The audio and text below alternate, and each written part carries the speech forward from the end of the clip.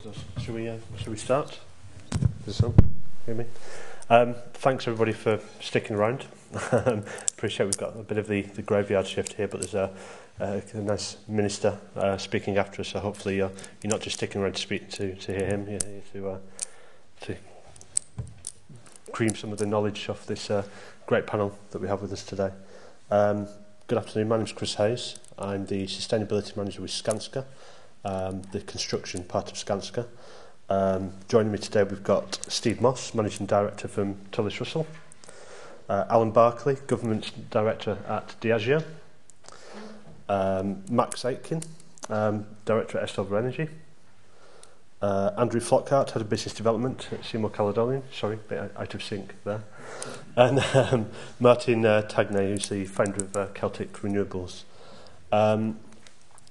By maximising both the economic and environmental performance of buildings and how we generate energy, helps reduce costs, but it also has other benefits in terms of corporate governance, staff satisfaction, better relationships with customers.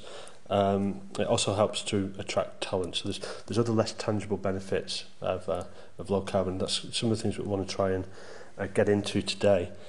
So we're going to hear from some of the experiences of the panel members who've already installed some of these technologies and systems or interventions, either themselves or are players in the market and are installing it on behalf of others.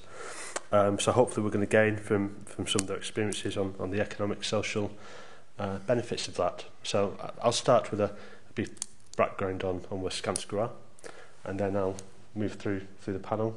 We'll all talk a little bit about what we are and what we're doing, and then we'll open up some questions based on what you've heard, if that's okay. So Skanska are part of the Swedish Skanska AB group. The UK, about 4,000 people, £1.5 billion worth a year of projects. Globally, we open and close 50 projects a day, so there's an awful lot of turnover, an awful lot of business there. Part of my role in Skanska is to look at opportunities to deep green construction and retrofit and new buildings. And deep green to me and to Skanska is an internal measure that looks at zero energy from the grid, zero carbon in construction, zero potable water for non-potable uses, and zero unsustainable materials. So these are an internal measure. It's a 2015 aspiration to get to a deep green construction. Nasal gaming a little bit with deep green, so we also badge our projects with external accreditations such as LEED from the US and BREEAM. So we're able to demonstrate how good or efficient a building is through external verification. We know that energy efficiency and low carbon is important. We know because we're doing it, we're investing ourselves. We've retrofitted our floor in the New York's Empire State Building, green retrofit, and we're seeing good data from that. We've also just completed a project here in the UK at Hollywood House in Woking. We've spent £4 million over a 32-week programme on behalf of our landlord Prupim. We gave the landlord confidence in that spend of investing the £4 million by signing up to a green lease. So we've signed up to a 15-year lease on that building, which gave him the confidence to invest in that building. All sorts of technologies went into there. So we tied into the district heating system. There's PVs, photovoltaic panels going on the roof. We're also testing new technologies such as phase change materials in those buildings. So these are materials that absorb heat when it's hot, release the heat as it cools down. So this means you've got less demand on your heating and cooling systems using natural heating and cooling. And we're testing these new technologies so we have confidence in their ability to work. If we have confidence in them, we're able to give our customers confidence in them, we're able to sell them in the marketplace, we're able to deliver low carbon buildings more cost effectively. Finishing at Hollywood House, we've moved on to Maple Cross, which is our head office, just outside of London. Our utility bills there are £280,000 a year. Through the interventions of a biomass boiler system, again photovoltaics on the roof, more efficient lighting, cooling, heating systems being installed into that building, we anticipate our utility will come down to around £110,000 a year. So there's a huge saving there, annualised. And again, we have confidence in that number because we've done it, because we've installed these technologies. We have confidence in our ability to deliver them and realise those savings. And our landlord at Maple Cross was of the view, just get on and do it. Just, you know, don't cause me any problems, and I won't mind. And I won't even make you put the building back to how you found it when you first rented it, which I thought was really nice of him. So just magically appearing on the slide there is the project timeline for Maple Cross. So you'll see this lighting, PV panels going in there, more efficient data room coolers, which is a big issue for us. And then there's some of the softer things. So we've got electric car charger points. You know, we all have company cars. We all pay the tax on the benefit of those company cars at Maple Cross. So we're giving people the ability to have a more efficient car and a less taxable benefit. You need to provide them the ability to fuel it as well. So that's a bit of a background on Skanska and what we're doing in terms of building energy efficiency, keeping the building lean and then providing green technologies. I'm now going to hand over to Steve Moss, who's the Managing Director at Tullis Russell. He's going to give us some of his experiences. Thanks, Steve. Chris, thanks very much. Good afternoon. Thanks for asking me along today, Chris. Hope to be able to share with you some of our experiences in what is a very old industry, paper making, and we are in fact the only fine paper mill left in the UK of any scale. So what we're aiming to do is combine new technology, biomass, low carbon technology with a very old industry to leverage advantage in the marketplace in what is a very, very competitive marketplace paper. Doubtless you're all aware of how things like electronic media are impacting paper volumes across the world. We're having to drive our business into lots of new areas, particularly packaging. We make a very wide range of products, particularly very high quality boards, and the customers that we're moving into generally tend to be major brands, people like Marks and Spencer's, L'Oreal, people like this, and sustainability is absolutely key to them as a potential or indeed an existing customer of our business. Sustainability for us is absolutely key to everything we do. Our business is employee owned. We do an awful lot with the local community, and we absolutely live by our values as a business. Our raw materials are extremely sustainable. They're all forestry stewardship certified, the pulps that we buy. And we also recycle all of our in-house fibres as well. So we waste very, very little in our business. So the biomass investment that we have in no way is handling any of our own waste. The process that we have, paper making, as you may or may not be aware, is extremely energy intensive in terms of both electricity and steam. And currently we're generating both that electricity and steam using a combination of coal and gas. So our technology on site is very, very old, and one has to say not sustainable and certainly not economic. So it's absolutely vital for us to develop new technologies, and we've done that by partnering with RWM Power Renewables. The genesis of this goes back to around 2007, and essentially we have provided RWM Power Renewables with a brownfield site, which has allowed them to relatively straightforwardly develop a CHP plant on that site. So the investment is around £200 million. We've been supported very much by the Scottish Government to the tune of around £8 million. And the build is a 45 megawatt at the moment CHP plant, which I think ultimately, if planning is granted, will generate 65 megawatts. And the paper mill itself will take 15. We have a contractual arrangement with RWE to take 15 megawatts of the energy produced, and we will take all of the steam. Steam is used very much in drying of the paper in the process. Now, we are a relatively small mill in the scheme of things. We produce 160,000 tonnes. But although we're a relatively small mill, you can imagine to produce that is, as I've said, very energy intensive. And we've seen exponential rises in our energy costs over the last few years, which are utterly unsustainable. In terms of our customers and the sustainability that this gives us, we're finding that by going down the biomass route, it's driving a huge amount of interest from existing and potential customers. Most of our competitors have their own CHP generation, as indeed we do ourselves, but most of them tend to be gas-fired.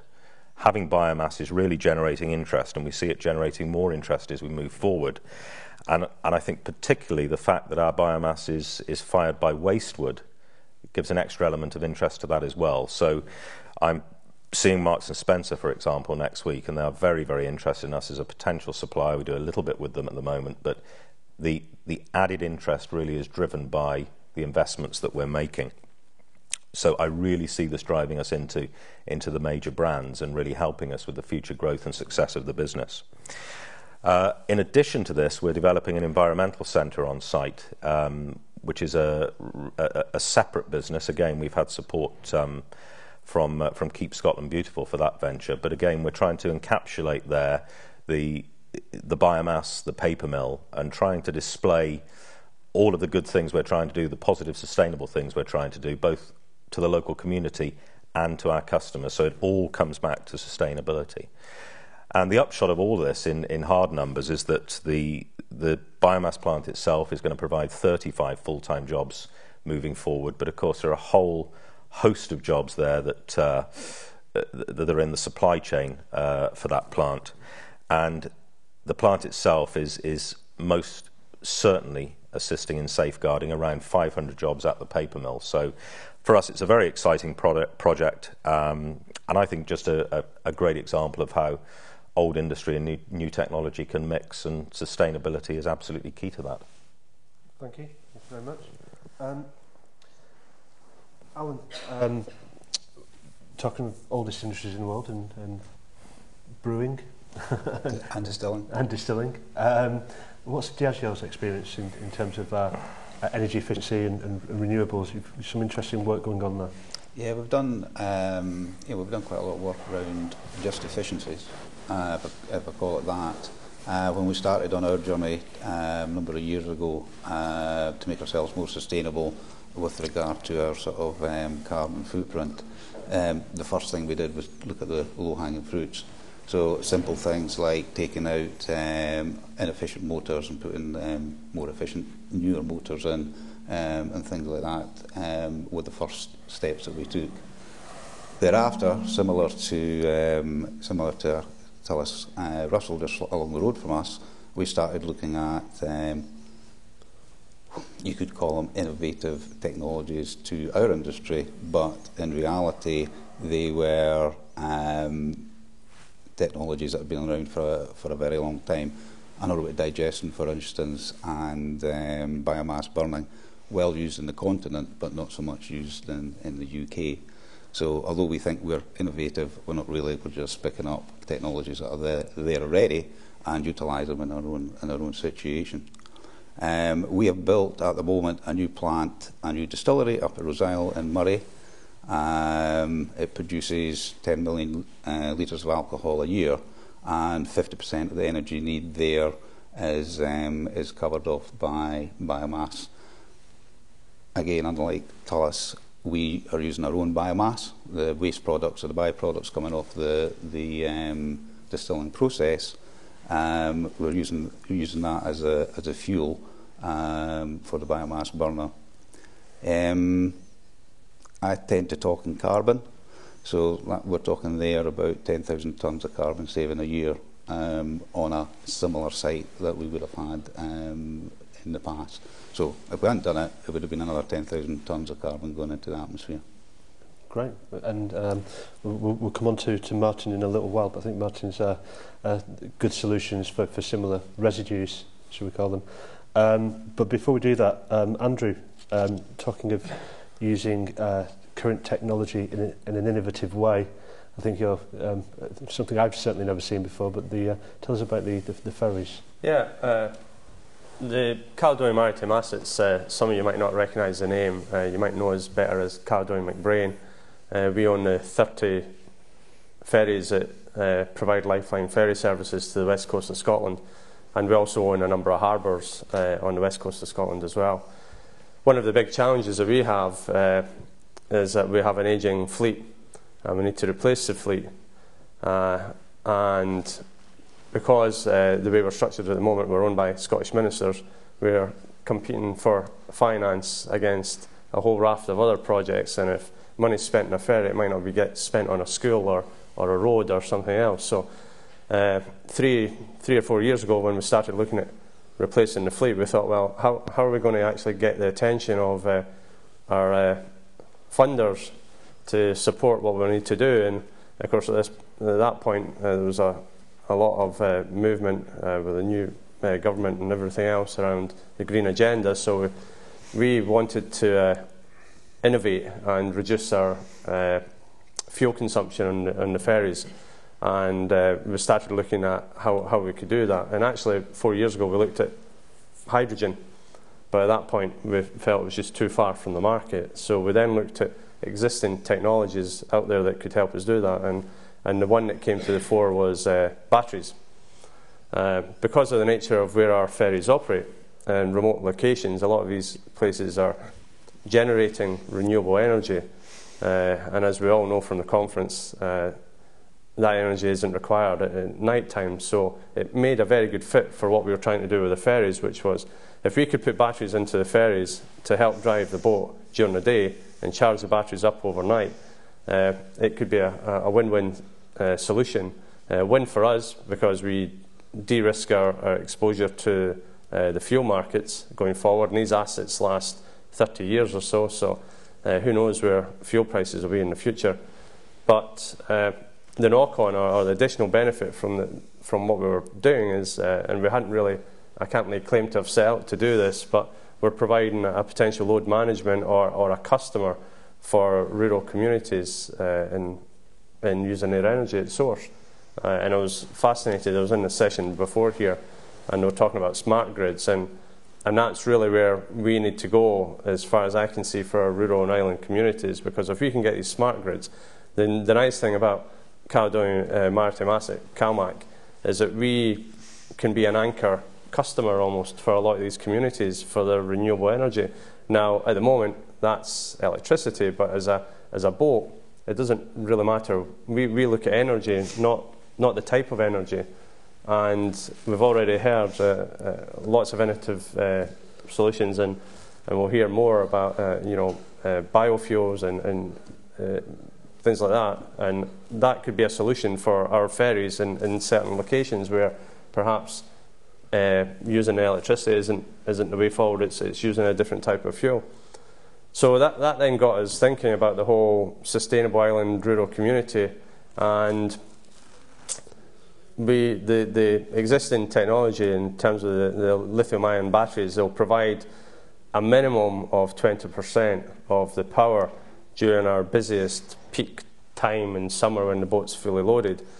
But actually, for much of the year, and certainly for the winter months, the boat will actually be 100% zero carbon. It will run entirely off the batteries.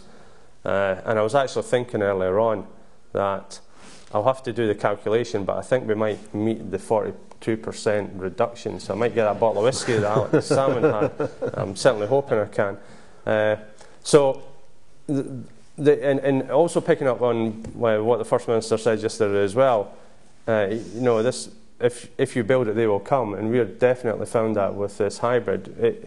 We're in an area that is providing a lifeline ferry service, so this is a small step in a journey here to prove the technology in a very demanding environment, marine environment. So we've got to bring everyone along with us. But already we have engine manufacturers who, because the load requirement's different, are now actually saying, well, actually, because you don't need that load, we can actually make our engine a little bit more efficient and tweak it there. We've got the propeller manufacturer saying, actually, because you've got a more smooth flow, we can change the pitch of propellers, and it's just bringing everyone along. The next step is, as I mentioned, we're now considering hydrogen, and we're doing a bit of work funded from Scottish Enterprise to look at the potential for hydrogen in the boats. And again, the obvious reason for that is that if you're going to these islands that are producing wind energy not connected to the grid, can that be converted to hydrogen that the boat could then use? And we're taking these, and the feasibility study will be published in November to actually say, well, this does look possible, what do we need to do next? So we're building up a business case. You know, it's Scottish Low Carbon Investment Conference, so I'll get the investment bit in. We're trying to work up a business case to sell not only to the Scottish Government, because I think that will be a fairly easy sell, but actually to Europe, because this is expensive. You know, being the first entrant into a market is always going to be costly and it's always going to be risky. So part of my role is to try and get funding from Europe to leverage, you know, the risk and to attract the government money in. So exciting times for us. 3 years ago, we set off on the path to build what we regard as the world's first sea-going passenger roll-off ferry, which launches in December and will enter service in spring next year. Who knows, in 3 years' time, we could be building the world's, or launching the world's first zero-emission hydrogen-powered ferry using locally produced energy from the islands and creating a model of best practice for the world. That's my vision. I hope you realise it. You're talking about accessing funding and managing the risk and having good quality use of energy close to the source. Max Estover are doing quite a lot of work in this area. Do you want to tell us? Yeah, it's not nearly as exciting, I'm afraid. But it's the flip. What we're doing is the flip side of what Steve and Alan are doing. We're a developer of biomass CHP plants between sort of 10 and 20 megawatt electric, co-located with industrial heat users. And what we find is that incredibly complicated projects, but finding the right place is the critical starting point in giving the business case to our host.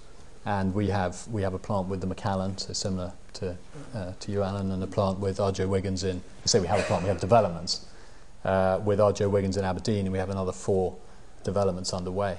The key sales pitch, it's interesting because the kind of greening of the product we find is a nice to have, but it doesn't really get boards going. It's really about saving cost, and it's about energy security.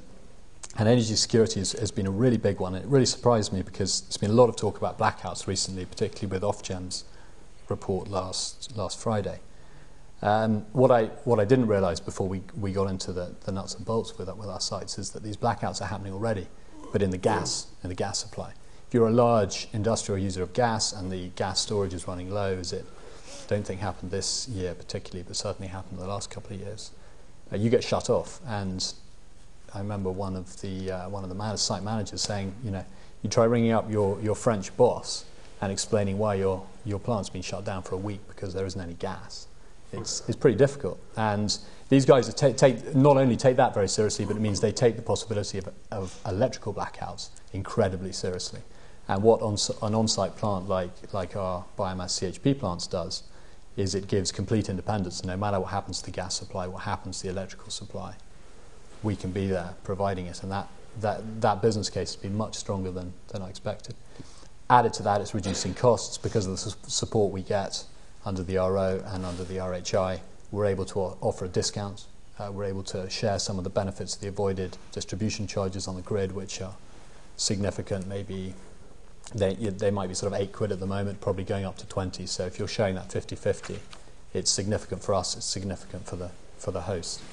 And it makes a big difference. But the key to this is fuel. And what we do is we create our own fuel supply chains locally using fresh wood. We put together consortiums, typically of private forestry growers, who commit to long-term contracts into our plants to be able to provide that stability. Okay, thanks.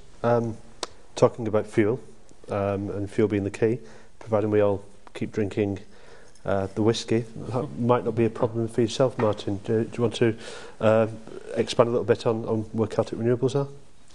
Yeah, Celtic Renewables is a company. It's spun out from the Biofuel Research Centre, which I set up a few years ago in Napier University. And one of the things that I've been looking at technology that, as a scientist wearing my biofuel hat, that I was an expert in, was a fermentation process called the acetone butanol ethanol fermentation.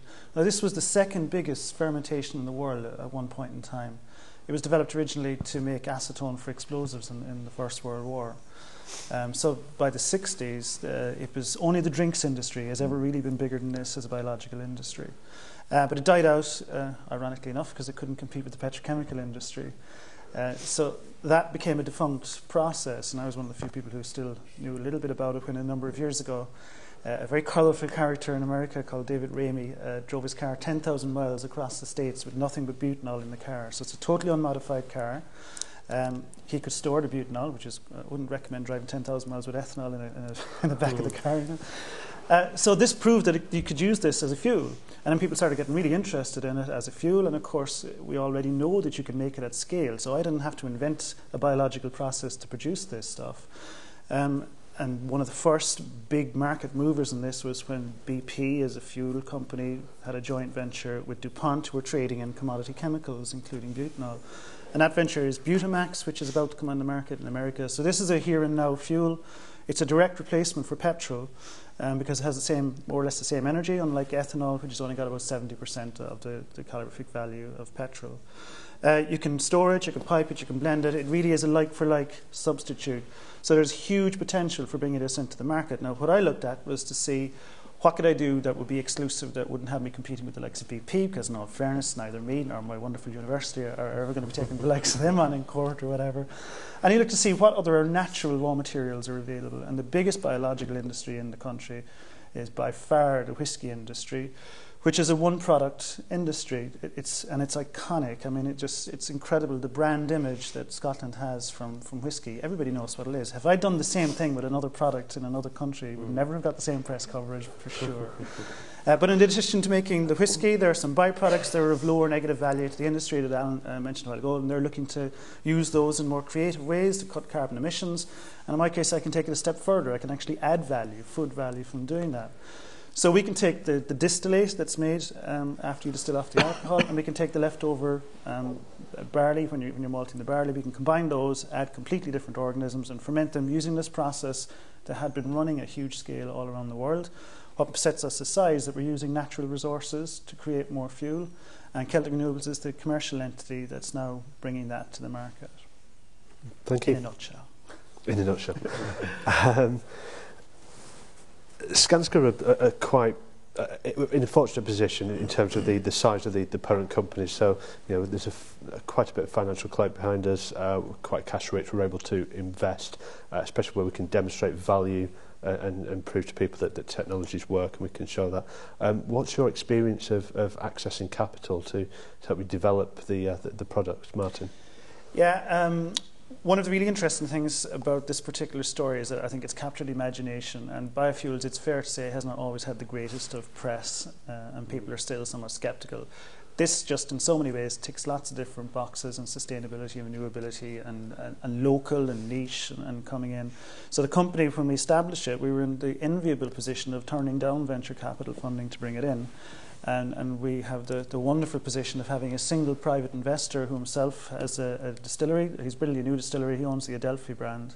Donald Houston, who's one of the wealthiest men in the country, thankfully. So that gives the sustainability. There's not a quick demand on return of investment or any clawback on the investment coming into the company. So right now, we have Donald as an investor, and then the Scottish Government. Again, it's about alignment, and I think that's why all the things that everybody's involved in here, you've all mentioned it in different ways, alignment with stakeholders, the public, the government, and you get all that package, that mix in together, which is what this conference is largely about as well. When you bring that heady mix together in the right way, I think you'll stimulate the investment environment. So we will be looking for large cash at some point in time to actually build a facility, but I think you get the right stakeholders in place. I'm pretty certain that Diageo will give me all the money.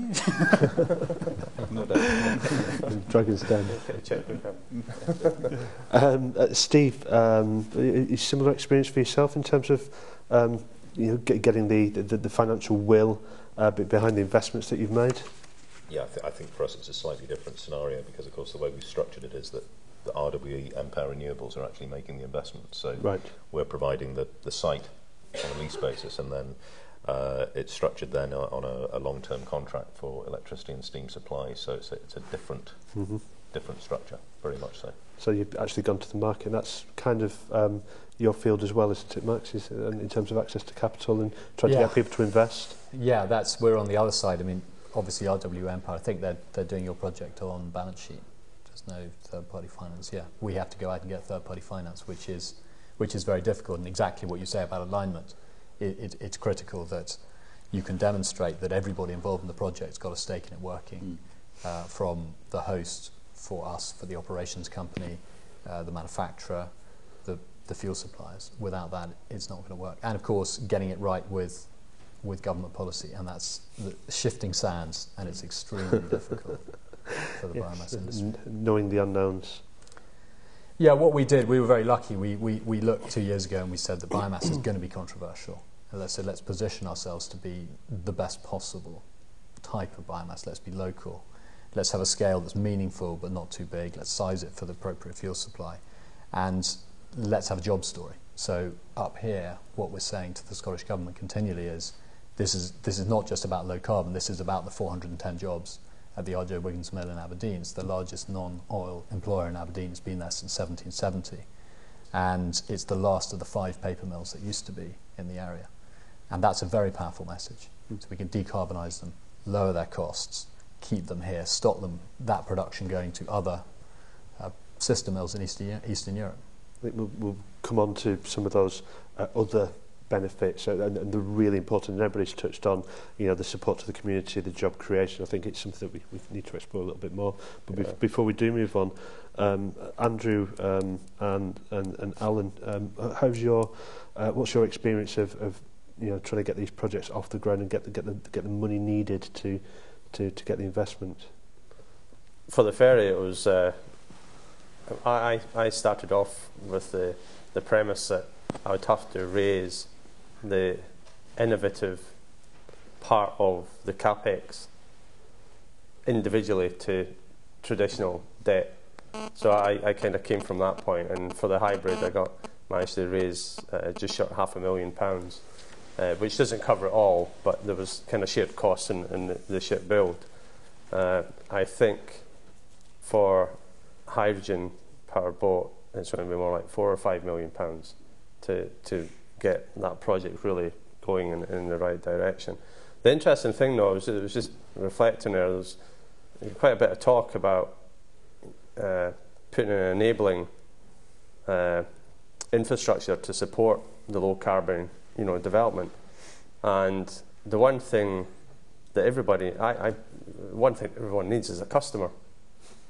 And for these communities that are doing renewable energy projects, if you can give them a custom, a supply, they can go to the banks and say, we have a company here who's been here 150 years and they're likely to be here for the next 150 years. And that makes a much more compelling investment proposition. And I think that's the challenge that kind of most people looking to raise money would have. If you can get an anchor customer, for want of a better word, then you're going to attract investment. And certainly from Europe at the moment, they're looking for projects. There's a shift in Europe, and I'm talking from the public, but private companies equally obviously can access this funding, from what I'd call more research-based projects to actually demonstrator projects now. They want to see things on the ground. They want to see things happening. So I think it's a really good opportunity at the moment to try to go to Europe, but you do have to go to Brussels and speak to them face to face. We've had sort of mixed experiences. Whisky industry being very traditional, and when we started on our major project at Cameron Bridge, which is a bit smaller than the tallest one just round the corner from us. We're talking about 2005, 2006, and the mindset there was very much capex, 3-year payback, not worth doing if it's any more than that. Going to a supplier, 3 years longest contract we were going to give anybody. So there has been a huge change of the mindset from the finance side, from getting from that point to, okay, we'll go with a third-party supplier. We won't actually build and own it ourselves. It'll be a long 15-year agreement. Payback and capex, if it's an environmental benefit, well, let's look out further than obviously 3 years. So for ourselves internally, it has been a bit of a shift in their mindsets, and it's all about engagement with them. And at the end of the day, the guys at the top are fully bought into our sustainability programme, and we publish it and pronounce it to anybody that's willing to listen. So we've got to deliver. Yes. I mean, the project at Cameron Bridge is roughly about 65, 70 million. Payback will be about 10 years at current prices. So it's not anywhere like we used to do. But that doesn't mean to say we've not done other projects where at Cameron Bridge we spent, as I said, maybe about 2-3 years ago, 1.4 million on a number of energy efficiency processes, a 6 months payback. So obviously the accountants are going, that's tremendous for that one. You can do as many of those as you want, but there's a balance there as well. Earlier, Alan, you said you're talking carbon. Yeah. And we've already talked about job creation and communities and benefits to community. These are all sort of soft and slightly less tangible benefits of some of the solutions that you guys have implemented and delivering. How do you package that up? How do you communicate that in a way that's beneficial? I think certainly for big companies these days, not only in your accounts do you have to say this is how much money we've earned for you, the stakeholders, shareholders, but also we've done it in a good way, if I can put it that way. So our sustainability report is to me now as important as the financial accounts. So the story that we tell, has to be sound.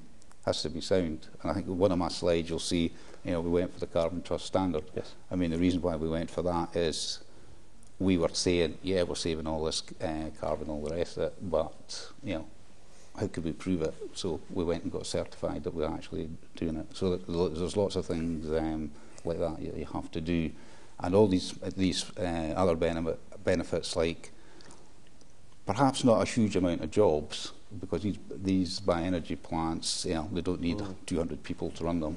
I think you said 35. I think we'll only be 15 or 20, but it makes secure the actual plant that's there that might be employing 500 people. So it's that type of added stuff. value. It's added value. Yeah, absolutely. Does anybody else have any experience in Max? Yeah, I mean, we obviously have to get planning permission. Yes. And on one of our plants at R.J. Wiggins, we had the public exhibition. And the first two guys in the door were a couple of sort of old retired guys, and they walked and they looked around all the boards and they questioned in incredible detail. And we thought, God, we really didn't think the locals really minded, because you can't see it. There's lots of lorries anyway. We didn't think it was a problem. Turned out they were pensioners from the mill, and they get their pension from the mill, and they were very, very concerned about the mill surviving, and they wanted to be certain that it was that. So for us, locally, it's three things: jobs, jobs, jobs. What it's about. High energy manufacturing is moving out of the UK to a great degree because of energy prices and carbon taxes. Under EU ETS Phase 3, there's a many hundreds of £1,000 bill coming in this month for a number of companies. What biomass can do is actually reduce those bills, which is unusual. Excellent. Does anybody else want to The hybrid ferries, they're getting built in Ferguson's in Port Glasgow, which is an area of regeneration, needs regeneration. That's 75 jobs and 25 apprenticeships for those two ships. It's the first commercial ships built in the Clyde for 6 years. I wouldn't like to lay claim to having restarted the whole shipping industry in Scotland again, but you were the it is good. And off that, we're looking at an automated charging system, which again, Scottish Enterprise ran a procurement exercise and to design and build an automated system, which I think it's a UK-based academic institution working with an engineering company to develop the system, and there'll be IP attached to that, which can then be spun out. So I think it's a knock-on effect, certainly for the green boat going to an island. There's an uplift when a new ferry goes on a route anyway. There's going to be a much bigger uplift because people want to go and see the hybrid boat and see how it works and not see the smoke. And I hope they're impressed. And also for green tourism and all these other things, it's got a huge. And also the local people that work in the boats, they're upskilled, they get more prestige, more pride, and there's quite a wide social benefit to all this. I mean, Nina talked about it as well this morning. She was sort of saying if we get a triple bottom line on these things, get it economic as well as local. And for us, for example, there are two models that we're currently looking at for deployment of the technology. One is you envisage a central biorefinery, one large, huge, big facility, which probably economically on just scale alone will generate, it'll be more profit making than having smaller distributed ones. But what's the real value of actually having regionally distributed smaller units? You talk about offsetting local fuel use, local carbon emission savings, not taking fuel to and from these places. And there's clusters of distilleries all over Scotland. Islay is a perfect example. Most expensive fuel in the country to get the stuff on and off. You get 8 distilleries sitting there. And what's the real value of having something there at a smaller scale versus a big super biorefinery thing? And I think this is a currency that's coming in now, that the carbon and the local impact is actually a valuable currency in its own right. Absolutely, absolutely. Before I open it up for Steve, did you want to add to that? Yeah, I think what is interesting to us is an enormous amount of local interest in the build of the plant, and we're having a huge amount of engagement with the local community, with community councillors. There are regular meetings, even to the extent of the re-landscaping of the site that we're doing and screening of the site that's being done.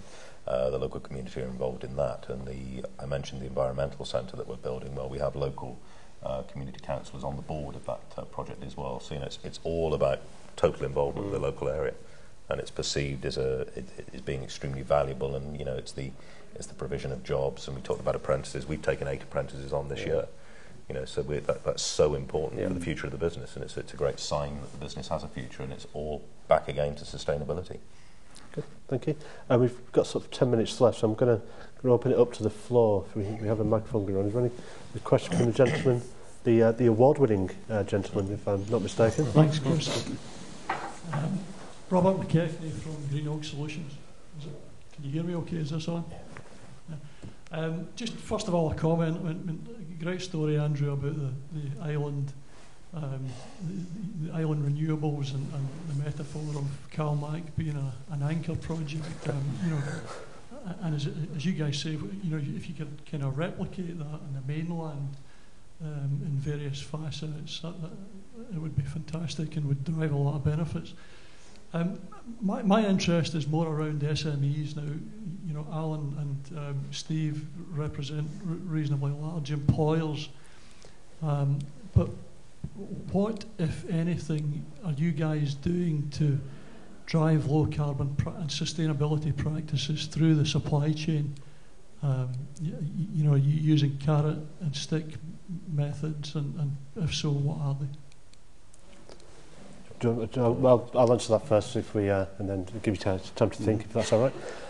In the construction sector generally, Skanska are leading a supply chain school.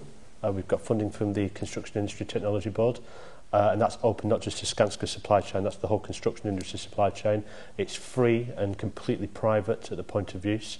We just ask that you register online, so your employers or your potential prime contractors that might be employing you will not see any of the work that you're undertaking or any of the research you're undertaking. It's all completely owned by you, and it's there for your own self-development. So anybody that's supply chain to the construction sector, I recommend that you go and have a look at that. And we also encourage innovation from our supply chain as well. 70% of my spend, of Skanska spend, is in our supply chain.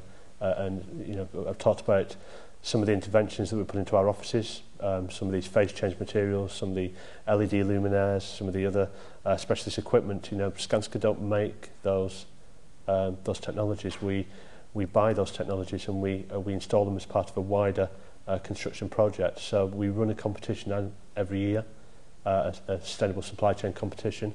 We are the greenest company across all sectors, as voted by the Sunday Times, and we try to encourage our supply chain to be the greenest supply chain member of the greenest company, as voted by the Sunday Times. So that's one area that we're doing in construction. I'll open it up to the guys. Yeah, I think it's an extremely good and valid question. We can't, as a business, we can't suddenly sort of rest on our laurels. The fact that we've suddenly got this biomass plant there, and that makes us suddenly so much more sustainable. It's something that we've got to keep on focusing on our internal energy use and efficiency, and do everything we can to drive that through our supply chain.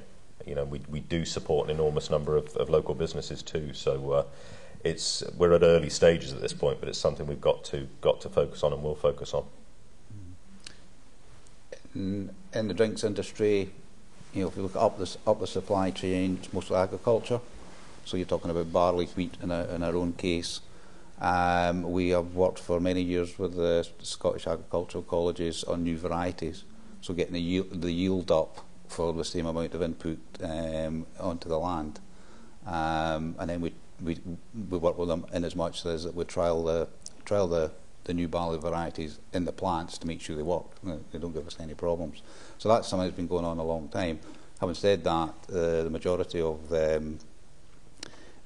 excuse me, the majority of the fertilisers that are used obviously are from the petrochemical industry, which, if you look at our life cycle footprint, is about the raw materials that we get in is around about 25%, which is a large chunk. So we know there's an issue there, and we are talking to the farmers and the Scottish Agricultural Colleges, looking at ways how we can reduce that.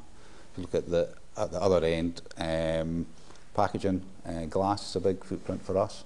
So again, we're talking to our glass manufacturers about lightweighting, adding more colour, etc., to try and minimise the amount of carbon that we use there. What would be really good for us is if we can scale up this boat and send it to Singapore, then we'll be on a winner there, because that's our next one.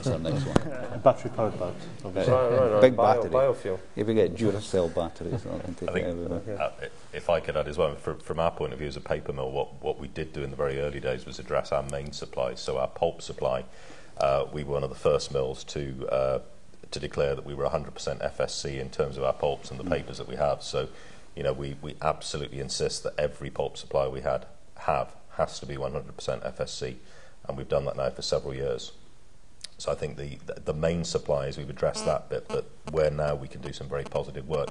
And I think to a degree as well that the work that we're doing with the biomass plant, with the environmental centre, we can hopefully be something of an exemplar for our suppliers as well, and for the SMEs that come into us, and that's something we want to work with, be very positive about, open our environmental centre up, show people how these technologies can work, and that's very much something we're very, very keen on.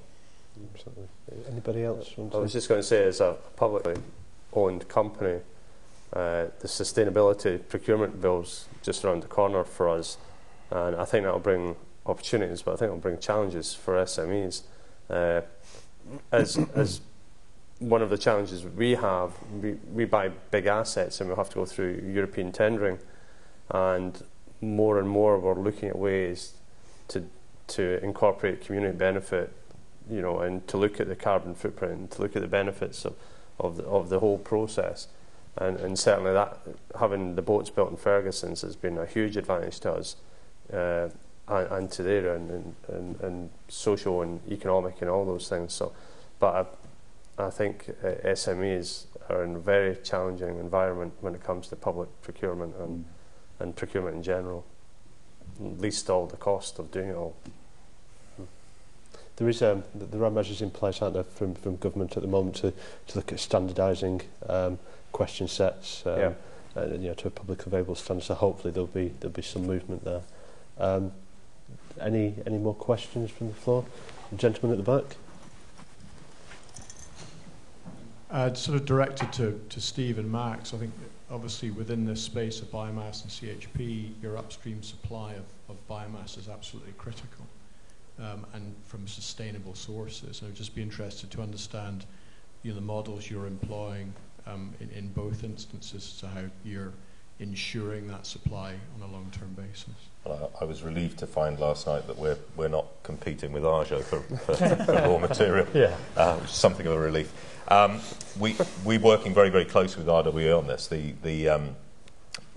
virgin wood contract that they have for the plant, and they need about 75,000 tonnes of virgin wood inputs to the CHP. The balance of it all being recovered wood. That was a contract that Tullis Russell had that has been assigned to RWE Empower. They have contracted with CETA for the bulk of CETA UK for the bulk of recovered wood, and there's a very significant volume of recovered wood being exported from this country. So it's going to bring in a lot of that to be utilised within the UK. and they will be sourcing that mainly from the north of England and Scotland, but also from the south of England as well, possibly bringing that in by boat. So we're clearly very, very interested in their supply chain, and we talk with them very closely on that. I think to be clear, I think the main competition at the moment for the raw material that RWE are going to be sourcing is probably with board producers rather than other biomass burners at this stage in terms of recovered wood. Depending how they design the boiler. True. But we won't go into that. I mean, there are two things. Well, overall, everything in biomass is fuel supply. You can muck around gasification, but as long as you don't do that, everything else is straightforward. It's been done for decades. You have to get fuel supply right. We look at it through simply two ways. One is under the RO, it's tightly regulated. So we're only sourcing in the UK, so we source under Forestry Commission licenses. Nothing can be cut down in the UK without a license. Secondly, there are sustainability criteria that are becoming increasingly strict under European law under the RO, and we need to report on that on a monthly basis. But the second way we look at it is that we build our own supply chain, so we go all the way back to the standing timber to the growers, so we know exactly where it's coming from. And that gives us an advantage, as I said before, positioning politically. Local supply is very important. There are lots of questions and some very good answers about the portside plants and importing millions of tonnes from around the world. We don't do that. It's very simple. Our Macallan plant, the average transport distance by road will be 28.6 miles, so it's very local. Unfortunately, we're up to time. So if you'd like to join me in thanking Steve, Alan, Andrew, Max, and Martin for the time and conversation. Thank you.